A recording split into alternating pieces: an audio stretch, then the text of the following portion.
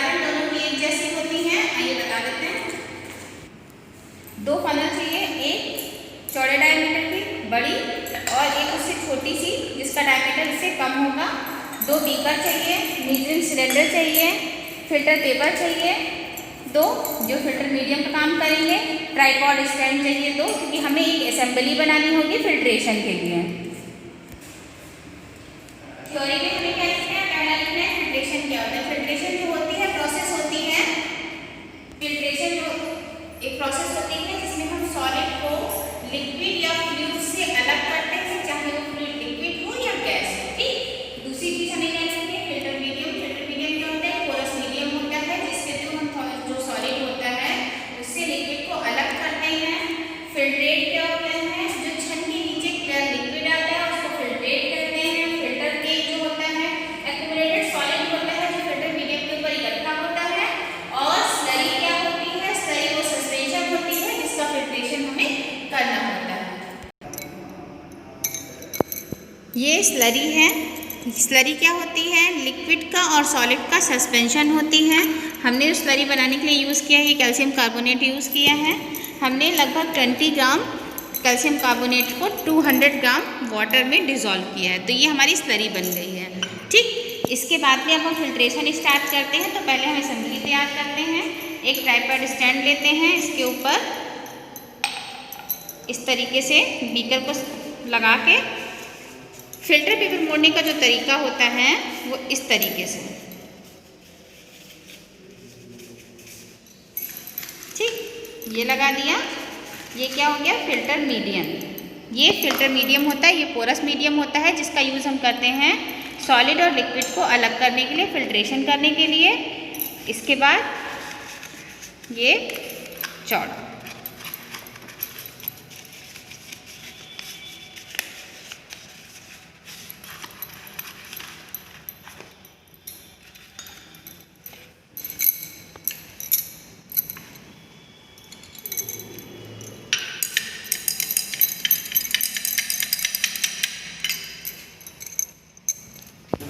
इसके पहले जब इवापोरेशन का प्रैक्टिकल किया था तो हमने बताया था कि सरफेस एरिया किस तरीके से निकालते हैं फनल की। ठीक है, हम ये पूरी डायामीटर ले लेते हैं और इस डायामीटर को आधा जब करते हैं तो रेडियस आता है। इस पूरे की जो डायामीटर है ये 4 सेंटीमीटर है और इस बड़ी फनल के जो डायामीटर है ये 7 सेंटीमीटर है। तो जब हम इसके रेडियस निकालेंगे तो स्मॉल के लिए कितनी आ जाएगी, पाई का हमने क्या होता है 3.14 मल्टीप्लाइड 4 है 4/2 तो रेडियस हो जाएगी 2। तो इस तरीके से इसका सरफेस एरिया आ जाएगा। लार्ज के लिए जब करेंगे क्योंकि 7 है तो इसका 3.14 मल्टीप्लाइड बाय 3.5 तो ये आ जाएगी पहली बड़ी छोटी फनल की सरफेस एरिया और ये हो जाएगी बड़ी फनल की सरफेस एरिया। स्मॉल वाली फनल की जो सरफेस एरिया आई है 6.28 मीटर स्क्वायर आई है। लार्ज वाले की जो आई है वो आई है 10.99 मीटर स्क्वायर। अब इन दोनों सरफेस एरिया से हमको ये पता चल गया जो बड़ी फनल की सरफेस एरिया है वो ज़्यादा है और छोटी फनल की सरफेस एरिया है वो कम है। अब फार्मूला देख लेते हैं। रेट ऑफ फिल्ट्रेशन का क्या होता है, rate of filtration is equal to volume of filtration upon time. जो भी हमें टाइम टू टाइम हम इंटरवल पे जो वॉल्यूम आता है उसको मेज़र करते रहेंगे और साथ में ये भी देखेंगे कि टाइम कितना ले रहा है और फिल्ट्रेशन का वॉल्यूम कितना आ रहा है। इसके बाद हम एक टेबल बनाएंगे, इसमें पहले में सीरियल नंबर लिखेंगे, दूसरे में टाइम लिखेंगे, टाइम हम मिनट में लिखेंगे।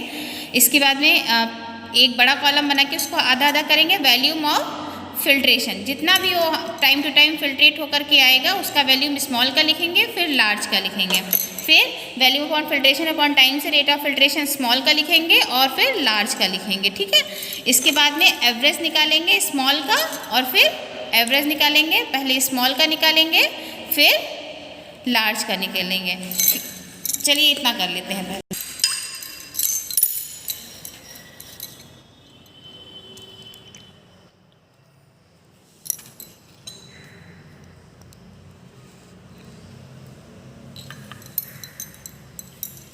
और साथ में हम स्टॉप वॉच स्टार्ट कर देते हैं टाइम देखने के लिए 5 मिनट का।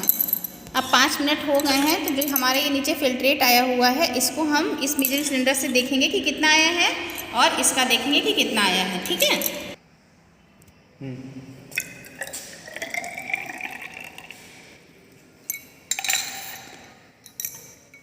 ये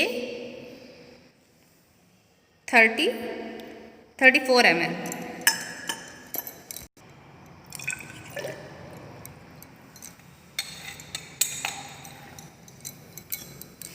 ये लगभग 20 ml। अगले 5 मिनट फिर से इसमें स्लरी भर देंगे और मेज़र करेंगे कि कितना कंसंट्रेशन, कितना फिल्ट्रेट आता है।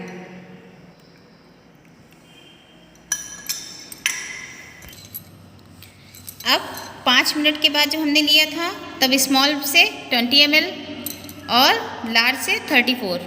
इसके बाद में 10 मिनट के बाद जब हमने लिया तो स्मॉल से टोटल वॉल्यूम कितना निकला है फिल्ट्रेट का 38 ml और लार्ज से निकला है 63 ml।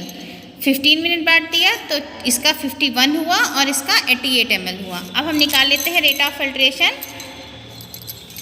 After 5 minute. 5 मिनट में निकालेंगे तो क्या आएगा 20/5 = 4। फिर 10 मिनट बाद जब निकालेंगे तो 38/10 आएगा 3.8।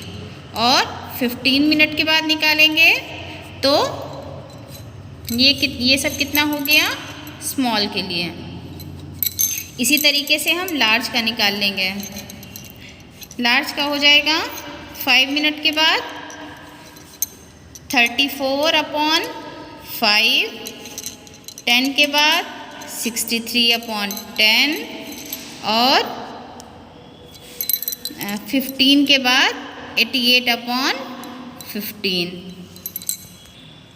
अब इस कैलकुलेशन को करने के बाद में हम जब रेट ऑफ फिल्ट्रेशन स्मॉल का लिखेंगे तो 4, 3.8 और 3.4 और बड़े वाले का लार्ज का लिखेंगे 6.8, 6.3 और 5.8। ये तो ऐसे ही देख के लग रहा है कि रेट ऑफ फिल्ट्रेशन स्मॉल का कम है और लार्ज वाले का ज़्यादा है। अब हम क्या करेंगे फाइनल रेट ऑफ फिल्ट्रेशन निकालने के लिए क्या करेंगे एवरेज लेंगे। एवरेज स्मॉल का जब लेंगे तो होगा 4 + 3.8 + 3.4/3 और जब लार्ज का लेंगे तो 6.8 + 6.3 + 5.8/3। जब हमने तीनों का एवरेज निकाला है तो स्मॉल वाले का आया है 4 + 3.8 + 3.4/3 = 6.37%। ठीक, और लार्ज का कितना आया है 6.8 + 6.3 + 5.8/3 = 6.3। तब हमको रिजल्ट में हमें क्या लिखना है the rate of filtration is decrease when surface area is decrease and rate of filtration is increases when the surface area is increases. ठीक, ये हमारा आज का प्रैक्टिकल हो गया। सेकंड प्रैक्टिकल में कंसंट्रेशन का करना है कि कंसंट्रेशन बढ़ती है तब क्या इफेक्ट पड़ता है और कंसंट्रेशन कम होती है तब क्या इफेक्ट पड़ता है। ये इसी प्रैक्टिकल में आगे देख लीजिए। सेकंड प्रैक्टिकल में हम क्या करते हैं 100 ml के 2 बीकर लेते हैं। दोनों बीकर में जब स्लरी बनाते हैं तो एक में हम कैल्शियम कार्बोनेट का जो 100 ml में है वो 15 ग्राम घोलते हैं और इसमें 25 ग्राम घोलते हैं। ठीक, तब क्या हुआ जो कंसंट्रेशन इस स्लरी की होती है ये अलग हो जाती है और इसकी कम हो जाती है। ठीक, इसके बाद में हम फिल्ट्रेशन जैसे पहले किया था उसी तरीके से करते हैं। एक इसमें हम क्या करेंगे जो फनल लेंगे वो एक ही डायमीटर की लेंगे और एक में जो थिक मटेरियल है वो डालेंगे और इसके बाद में हम जैसे पहले लिया था 5-5 मिनट के बाद सैंपल लेते हैं और एक चार्ट लिस्ट बनाते हैं।